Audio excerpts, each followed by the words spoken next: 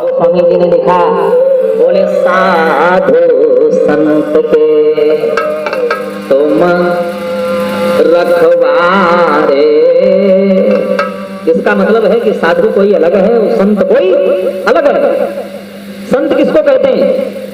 जो साधना के मार्ग से तृप्त हो चुका है वह संत है। साधु किसको कहते हैं? जो साधना के मार्ग में लगा पड़ा वो साधु है। और साधु भी तीन प्रकार के हैं। बाबा गोस्वामी जी ने रामचरितमानस में 3 साधुओं को ढूंढा और एक साधु को तो ऐसे ढूंढा है जहां पर हम लोग कल्पना भी नहीं कर सकते हैं कि यहाँ कोई साधु भी होगा। पूरा नगर निशाचरों का और वहां पर एक साधु ढूंढ लिया। कौन साधु है? बोले साधु अवज्ञा कर फल ऐसा। लंका के लोग कहते हैं विभीषण साधु है और उसका अपमान कर दिया इसलिए लंका की दुर्दशा हो गई। लेकिन ये तो लंका के लोग कहते हैं। अगर जसराने का कोई व्यक्ति किसी जसराने वाले को अगर भगवान कहने लगे तो हम नहीं मानते। विभीषण को साधु अगर कहा है तो लंका के लोगों ने कहा। कोई प्रमाणिक अगर कहे विभीषण को साधु तो हम माने विभीषण साधु है। बोले प्रमाणिक ने कहा, किसने?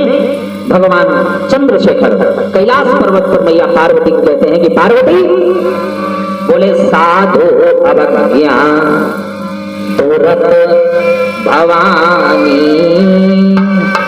इसका मतलब विभीषण साधु है। भैया विभीषण साधु कदापि नहीं बनता।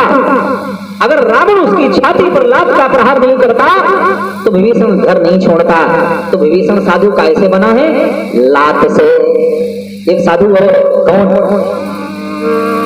कहु तजिरोष राम अपराधो और सब कोई कहाई राम सूफी साधु। राम सूफी साधु है। देखो भाई, राम भी साधु नहीं बनता। राम अगर साधु बना है तो कैकेयी की बात से। राम घर नहीं छोड़ता था। विभीषण साधु कैसे बना? लात से। राम साधु कैसे बना? बात से। लेकिन एक रामचरितमानस में ऐसा भी साधु है जिसने न लात से घर छोड़ा और न बात से घर छोड़ा, लेकिन घर छोड़ दिया।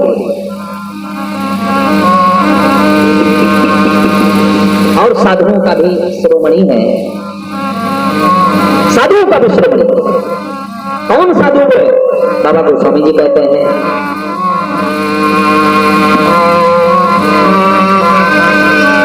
बाबा गोस्वामी जी ने कहा,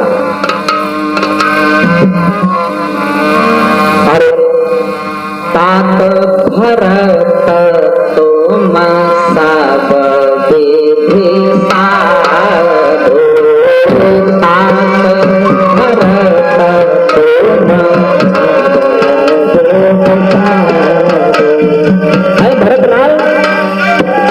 तुमने न लात से घर छोड़ा न दांत से घर छोड़ा, लेकिन घर छोड़ दिया। कैसे छोड़ा?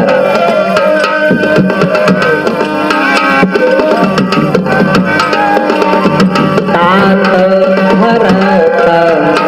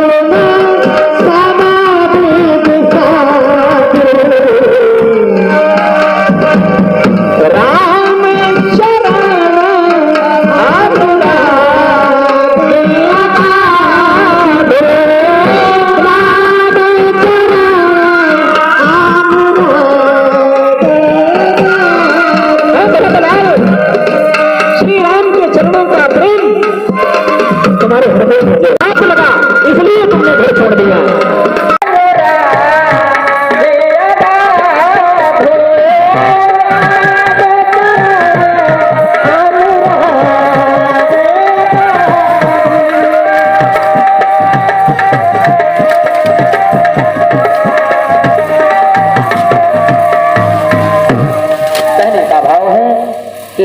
हमको डर इसलिए लगे कि हमारा संतान, हमारा पुत्र कहीं कोई गलत मार्ग पर न जाए, इसलिए डर नहीं लगे कि हमारा बेटा कहीं महात्मा न बन जाए। महात्मा बनना, संत बनना कोई सरल नहीं, केवल वस्त्रों को धारण करना ही महात्मा नहीं होता है। एक कोट पैंट वाला पहनने वाला, एक टाई लगाने वाला व्यक्ति भी संत हो सकता है।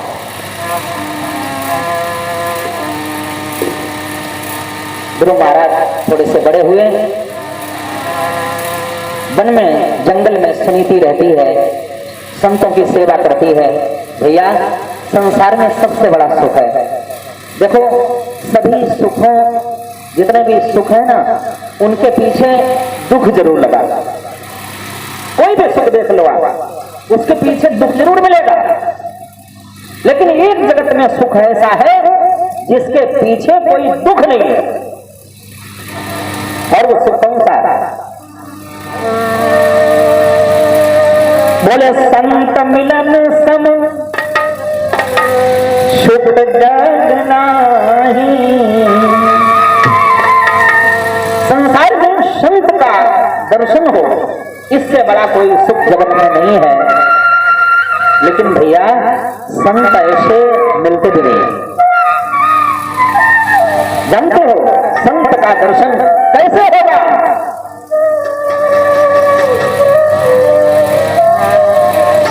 अरे अब मोहि भरोस हनुमंता।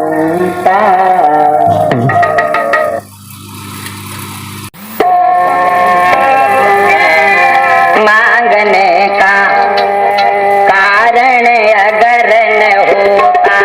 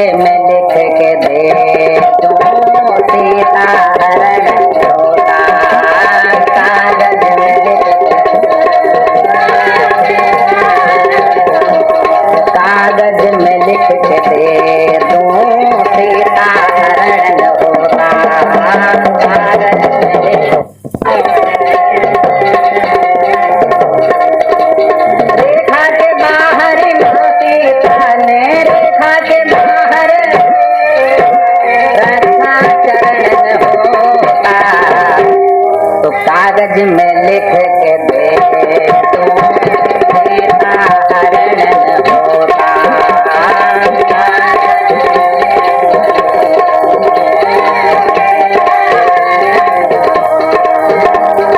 आगे और पुल को बांधने का फिर से यत्न होता, हनुमान जी के द्वारा लंका दहन होता। देवी को मनाने का फिर से हवन होता, देवी को मनाने का।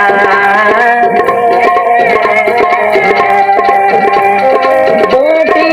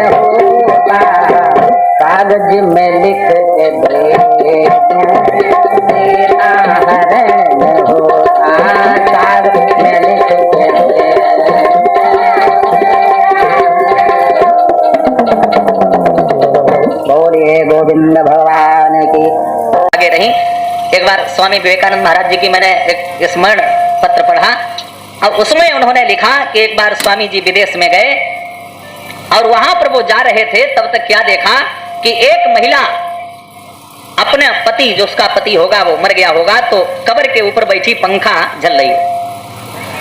स्वामी जी को बड़ा आनंद आया।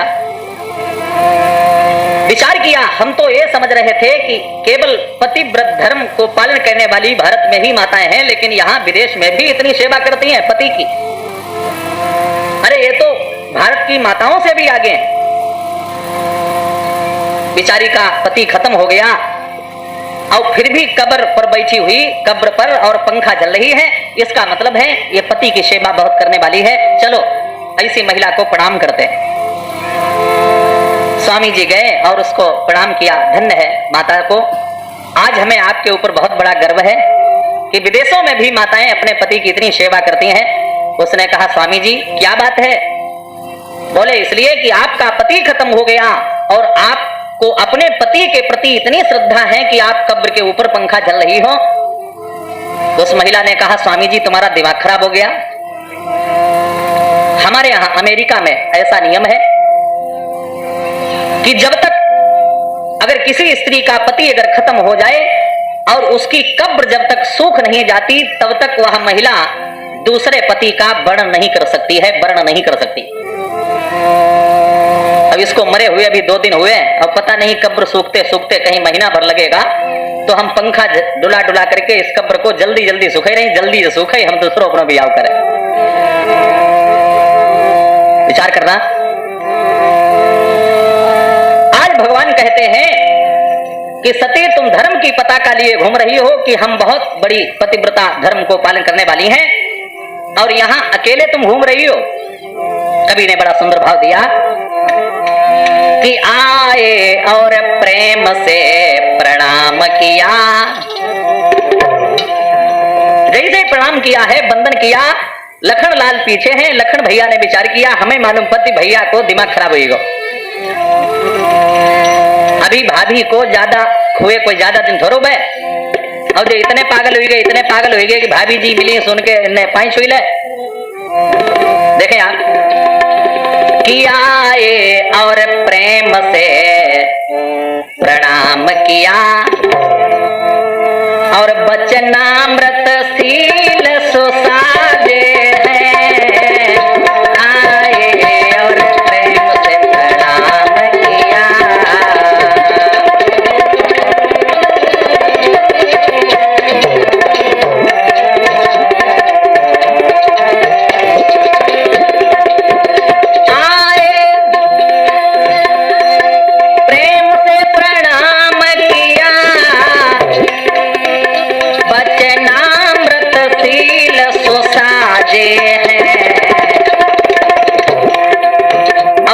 में पूछ लिया, हे शिवे यहाँ क्या करती हो?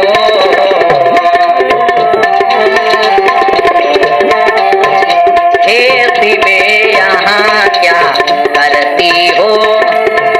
कैलाशी का विराजे हैं। हे शिवे यहाँ क्या करती हो?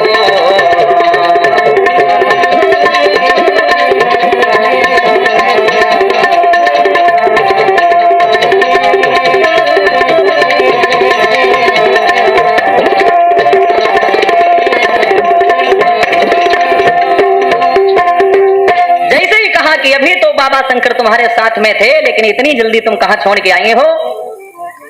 अब आप जानते हो कि चोर अगर पकड़ा जाए चोरी करते तो उसकी दशा बड़ी खराब होती। सती मैया ने विचार किया, अब तो हम पकड़ गई, अब एक ही उपाय है कि इनके सामने से भाग चलो। भगवान का कहना है कि पहली बात तो जीव हमारे पास आता नहीं, और जब आ जाता है तो उसके बाद में वो भाग नहीं पाता। विचार किया, चलो सामने वाली रास्ता से निकल चलो। जैसे ही सामने वाले रास्ता की तरफ मुड़ी, तब तक क्या देखा? भगवान श्री राम खड़े हैं और सती वो सीता मैया खड़ी है और भैया लखन खड़े हैं। विचार किया, चलो दूसरी राह से निकल चलो। दूसरी तरफ जैसे मुड़ी है, तब तक क्या देखा? शिवजी को देखा तीसरी तरफ मुड़ी तो क्या देखा, इंद्र इंद्राणी खड़े हैं, माने जहां जहां भी दृष्टि डालती हैं वहां पर अनेकानेक देवता खड़े हैं। अब तो सती की दशा बड़ी खराब है। हृदय कंपतन सुधि कछु नाही, और नयन मूंद बैठी मगमाही। इनके पास में मात्र एक ही उपाय रह गया कि अपनी आंखों को बंद किया और सती वहीं पर बैठ गई। ध्यान देना, भगवान राम ने विचार किया ऐसा न हो कि अम्मा को हार्ट अटैक हो जाए। अगर हमने कहीं और थोड़ी ज्यादा माया दिखा दी, अपनी माया को खींचा और थोड़ी देर में जब सती मैया ने आंखें खोली तो वहां न राम है, न लक्ष्मण है, सीता है, कोई नहीं है। जैसे तैसे कहां पहुंची, कैलाश पर्वत पर। भगवान शंकर ने पूछा काय सती परीक्षा ले आई? बोले महाराज कतई ना। जब कितना झूठ बोली, अरे कछु न परीक्षा लीन गोसाई, कीन प्रणाम तुम्हारे नाई। महाराज काय की परीक्षा, जैसे आपने प्रणाम किया वैसे हम प्रणाम कर आए। इतना झूठ बोली है। और आजकल की भी माताएं बहुत झूठ बोलती है, लेकिन जसराना की नाई हमारे यहाँ हरदोई की है। अगर आप अपनी जेब में 100 रुपया डाल दो खुले भय, और आधे घंटे के बाद में जब आप जेब देखोगे तो उसमें से 50 गायब मिलेंगे। जब इनसे पूछो कि 100 रुपए पड़े थे, 50 काब है, तो और 50 गाड़ी दी। क्यों शराब पी आए हुई हो, जुआ खेली आए हुई हो। अब बाद में अगर इनसे पूछो कि तुम काय झूठी बोलती हैं, तो कहा करती हैं कि पंडित जी जब सती मैया बाबा शंकर से झूठी बोली तो हमें कौन सा दोष। बात तो सही, जब सती झूठ बोल सकती है भगवान शंकर से तो ये क्यों नहीं बोल सकती है। लेकिन भगवान शंकर ने सती को थोड़े से झूठ बोलने में कितना बड़ा दंड दिया था, इसका तो इन्हें विचार ही नहीं आता। ध्यान देना, थोड़े से झूठ बोलने के लिए कितना बड़ा दंड मिला, और सदैव दंड ऐसा ही मिलना चाहिए। स्त्री पर कभी हाथ नहीं उठाओ, स्त्री के बालों को पकड़ के कभी मारा नहीं जाता। और जिस घर में अगर स्त्री के बालों को पकड़ के भरत प्रेमी लोग मारते हैं, उस घर में दरिद्र बहुत जल्दी आता। हमारे शास्त्रों ने पत्नी का बहुत बड़ा स्वागत किया है और इतना बड़ा सम्मान किया है कि पति के आगे धर्म पति तो नहीं लिख करके आता, लेकिन पत्नी के आगे धर्म पत्नी जरूर लिख करके आता। अब तो जसराना की माताएं बड़ा खुश हो गई, पंडित जी ने देखो ज्यादा सही बताई है।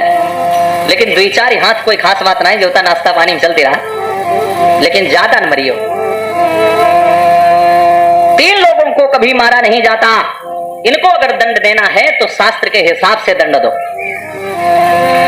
आज्ञा भंगो नरेंद्राणाम ब्राह्मणस्य अपमानयो,